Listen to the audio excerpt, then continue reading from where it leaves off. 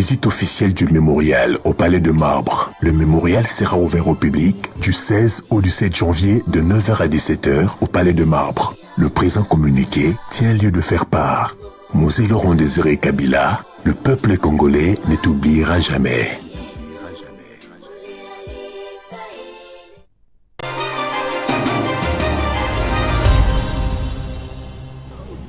Voilà, on change un peu de chapitre pour parler des législatives en République démocratique du Congo, des contestations et aussi des réjouissances. Fossé Simanga, bienvenue.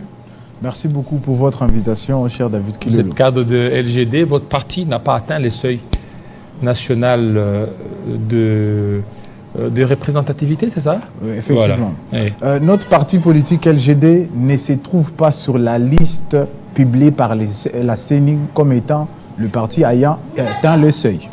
Ça ne veut pas dire que le parti politique LGD n'a pas atteint les seuils. C'est vrai que sur la liste que la CENI a publiée, il n'y a pas le LGD comme étant un parti ayant atteint le seuil. Donc nous avons constaté avec plusieurs Congolais que le parti politique qui a aligné les candidats partout sur l'étendue de la République, selon la CENI, n'a pas atteint les seuils. Voilà. Voilà, ça n'a pas atteint les seuils. Matata, et comment vous avez trouvé ces résultats? Comment vous aviez fait comme analyse des résultats des élections législatives provisoires?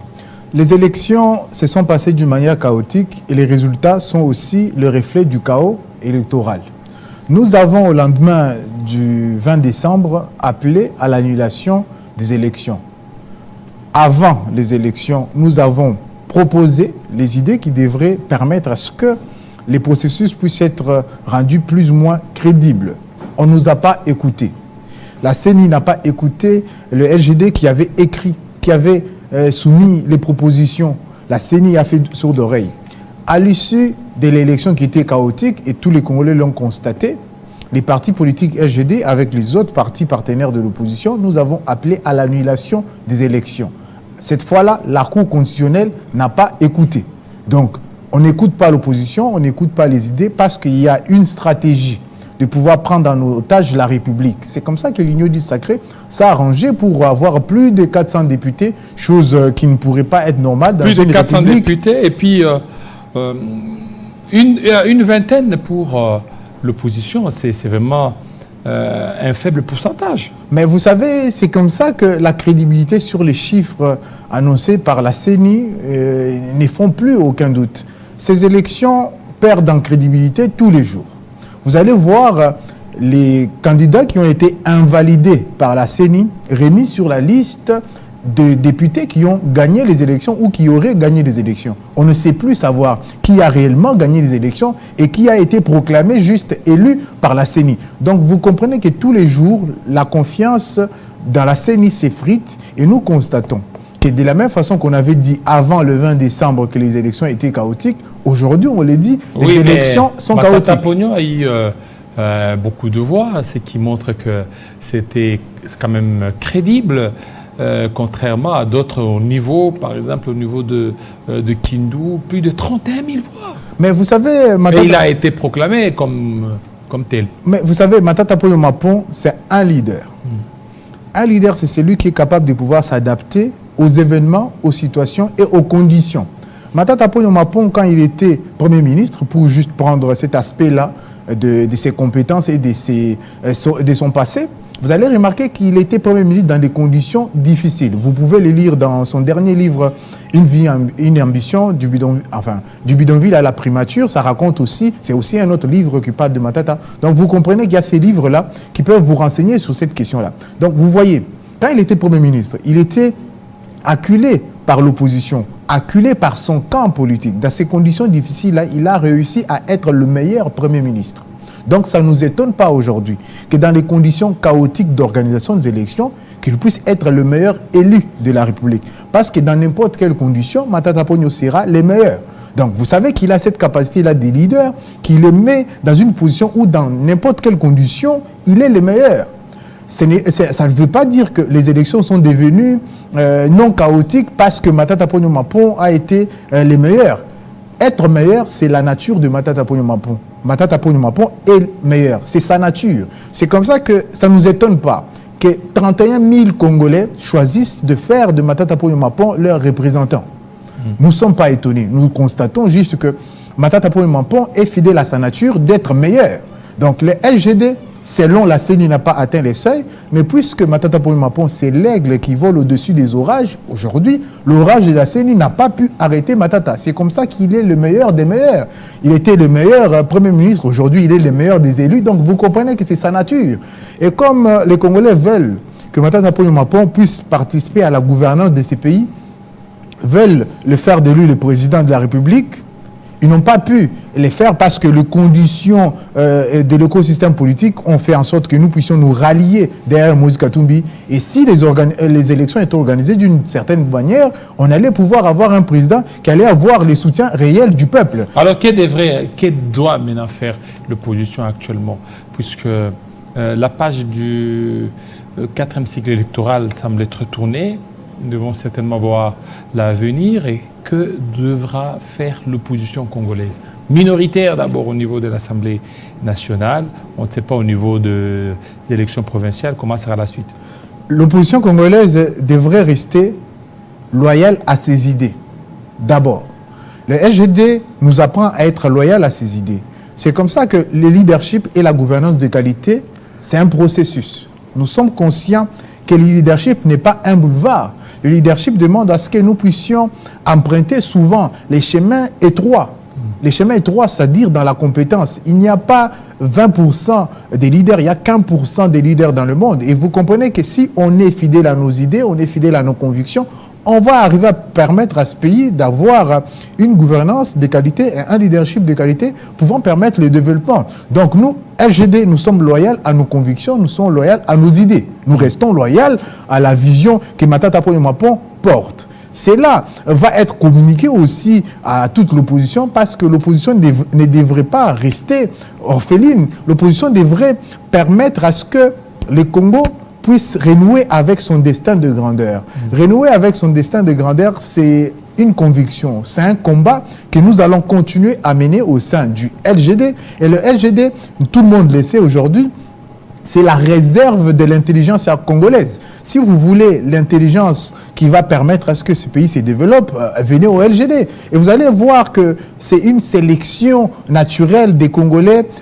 capables de pouvoir maintenir ces pays à flot. Et nous savons que face au bateau de l'Union du Sacré qui va couler, nous devons être le rempart de la République. Comment? Parce qu'on voit déjà l'Union Sacrée qui s'est cristallise au niveau d'abord de l'Assemblée nationale, avec plus de 400 députés. Hein. Mais vous savez, dans ce pays, est-ce que vous pensez sérieusement que 400 députés vaut, alors que vaut un député du LGD? Législature de 2018, ils étaient au nombre de 300. Mais actuellement, c'est plus de 400, 420. Leur majorité s'est effritée à peine. On n'a même pas encore installé leur Assemblée nationale qu'ils ont tenté de pouvoir constituer. Oui, mais là, le contexte de 2018 n'est pas celui de 2023. Ici, vous avez le président qui est là avec sa majorité. C'est difficile qu'il y ait effritement. Mais vous savez, nous sommes en train d'avancer avec l'histoire de ces pays. Je ne suis pas un prophète de malheur, comme c'est qu'on pourrait voir partout sur les médias. Moi, je crois au développement de ces pays. Et cela est possible que grâce au leadership et la gouvernance de qualité. Si dans un regroupement politique, il n'y a pas un leadership et une gouvernance de qualité, ces regroupements, vous pouvez être 100 000 si vous voulez, mais vous n'allez pas permettre à ce que ces pays puissent renouer avec son destin de grandeur. Ceux qui construisent les nations ne sont pas très nombreux, c'est des leaders. C'est comme ça que Matata Ponyo Mapon s'est concentré sur la crème de la jeunesse congolaise pour permettre à ce que ces pays puissent avoir la qualité au lieu de la quantité.